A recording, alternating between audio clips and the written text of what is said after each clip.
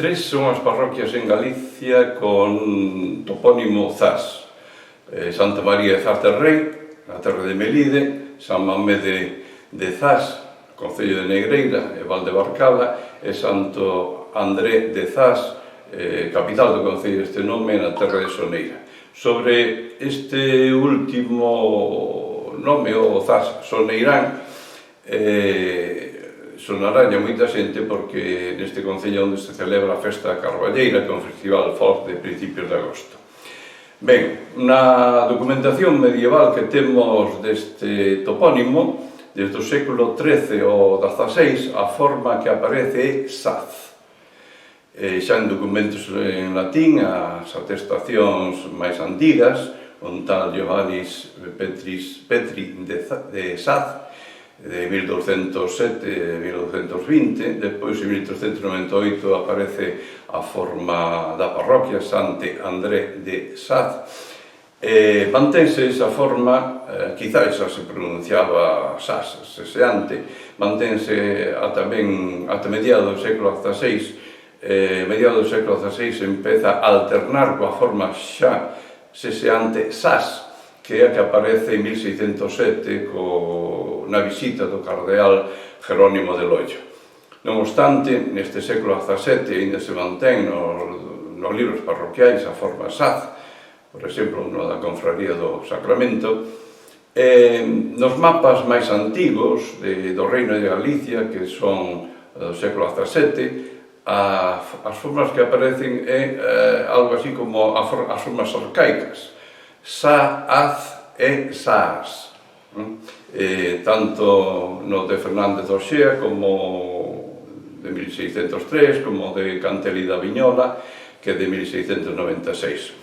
A principios do século XVIII, no primeiro terzo, aparece alternando as formas Saz e Sas, pero a partir de 1730 xa se empeza a registrar a forma Zas, a actual. Foi pouco a pouco, no Contrasto de Ensenada de 1753 a xeral. Non obstante, en 1808 ainda aparece algún documento onde alterna coa forma Sas. A que se debería o cambio de Saz a Zas?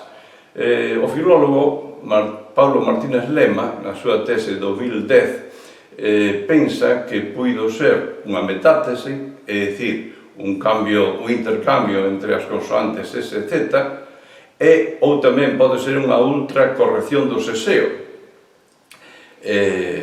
porque o concello de Zas está dentro da fronteira do seseo da fala vista ra norte do galego.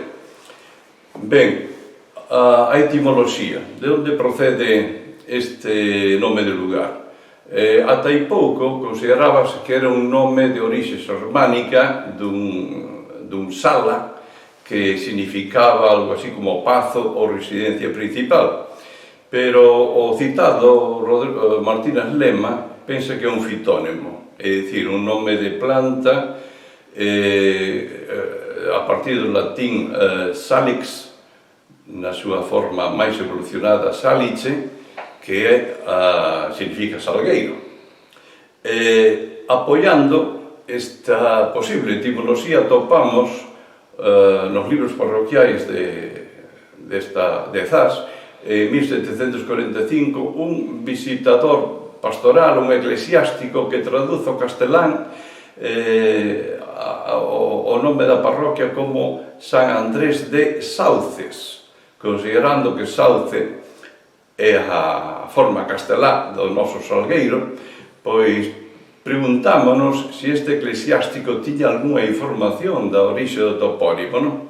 Queda logo aquí o misterio. Ben, en resumo, que a forma tradicional foi polo menos nos documentos do século XIII a mediados do XVIII, foi Saz,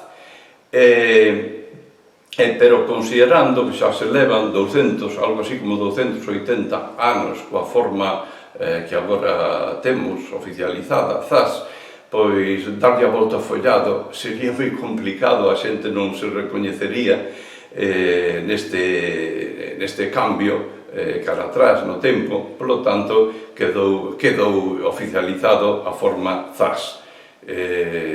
Para rematar, pois convidamos a todo o mundo que asista á Festa Carballeira de Zas, que ven sendo o primeiro sábado do mes de agosto.